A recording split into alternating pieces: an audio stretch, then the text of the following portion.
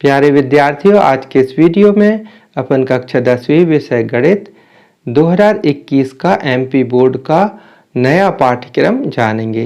तो विद्यार्थियों, मैं अनिल प्यासी आपकी अपनी क्लास प्यासी क्लासेस में आपका बहुत बहुत स्वागत करता हूं।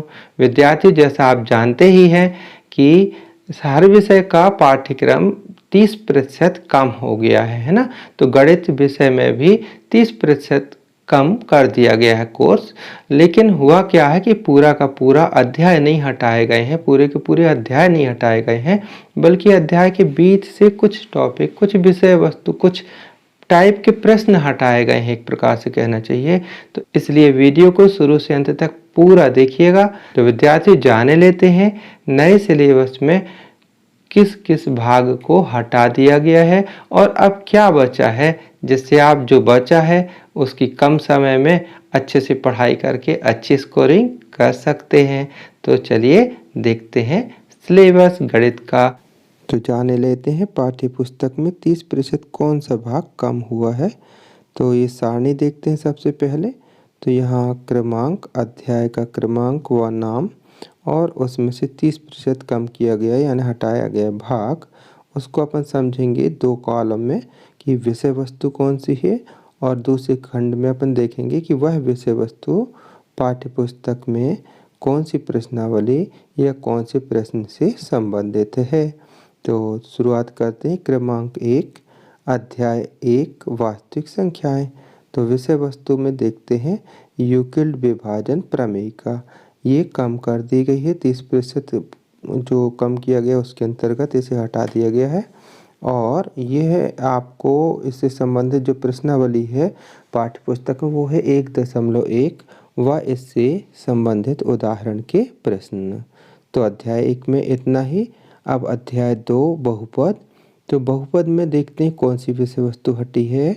वास्तविक गुणांकों वाले बहुपद के लिए विभाजन एल्गोरिथ्म का कथन और उस पर जो सामान्य प्रश्न होते हैं वो हटा दिए गए हैं। यह जो विषय वस्तु है इससे संबंधित प्रश्नावली आपकी पाठ्यपुस्तक में 2.3 व इसके उदाहरण के प्रश्न। और एक बात और ध्यान दीजिएगा कि आपकी पाठ्यपुस्तक में 2.4 ऐच्छिक प्रश्न वाली है। तो यह तो परीक्षा की दृष्टि से होती ही नहीं है ना। तो इस प्रकार से आपको 2 प्रश्नावली का फ़ायदा होगा, मतलब यहाँ इनको नहीं पढ़ना होगा, है ना।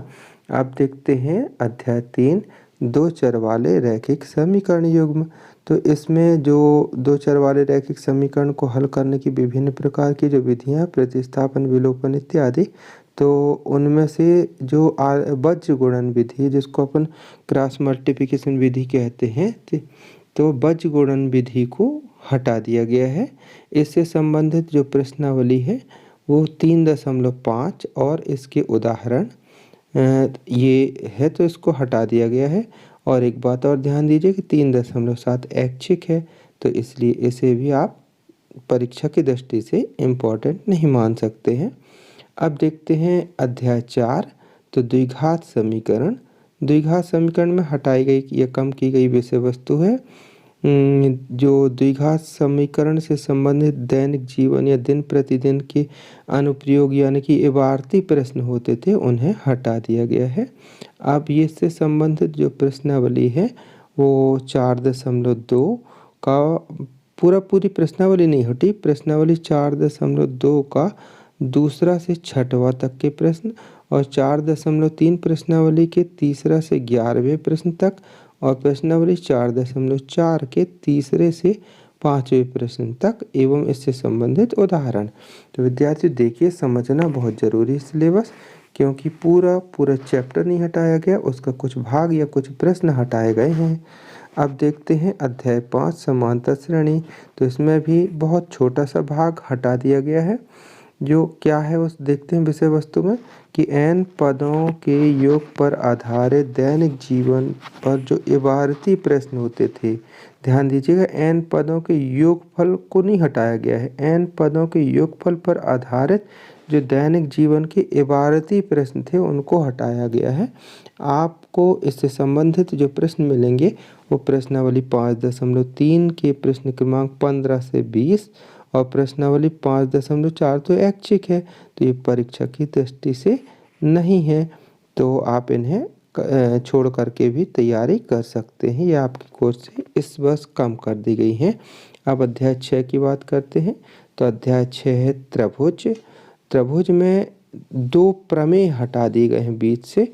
वो वैसे इम्पोर्टेंट होते थे, हमेशा परीक्षा में आते थे, तो पर इस वर्ष विषय वस्तु में से वो हटा दिए गए हैं।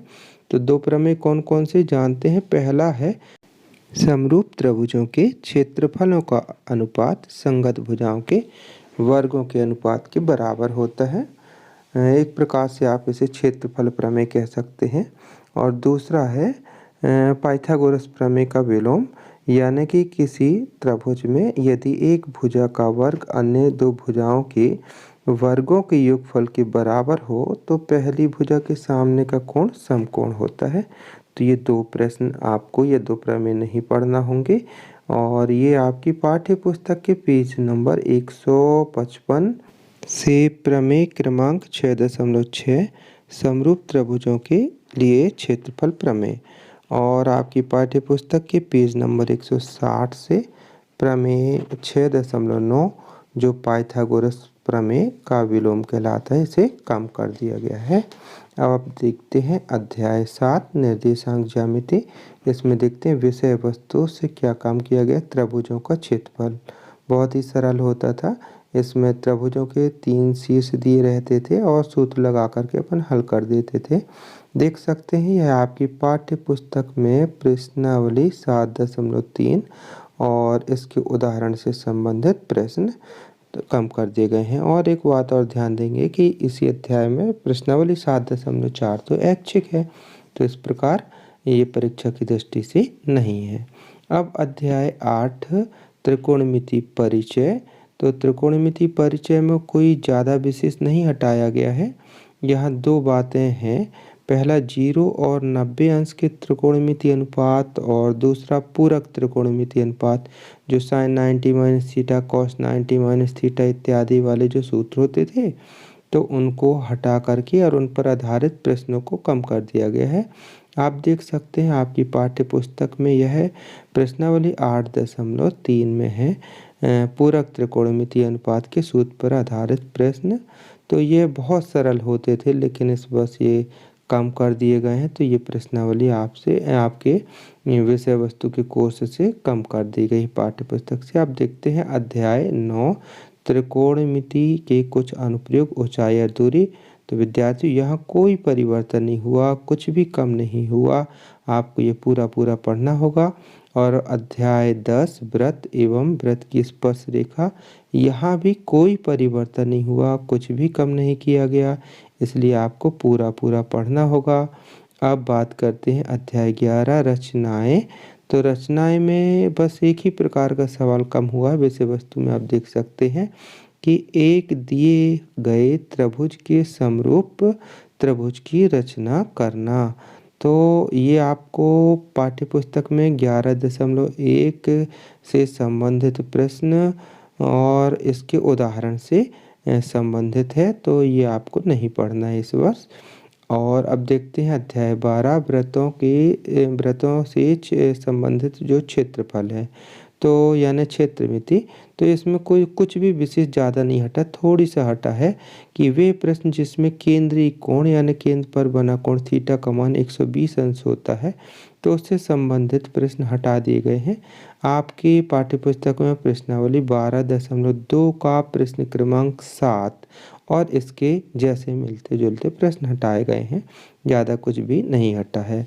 अब अध्याय 13 यानी कि यहाँ पर पृष्ठीय क्षेत्रफल एवं आयतन मिति से यहाँ कुछ भी बहुत ज़्यादा नहीं हटा है।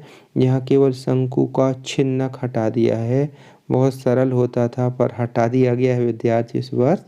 ये आपको पाठ्यपुस्तक में प्रश्नावली 13.4 में देखने को इस प्रकार के सवाल मिलेंगे और उदाहरण इसके जो होंगे, और इस प्रकार से प्रश्नावली 13.4 कह सकते हैं कि कम कर दी गई है।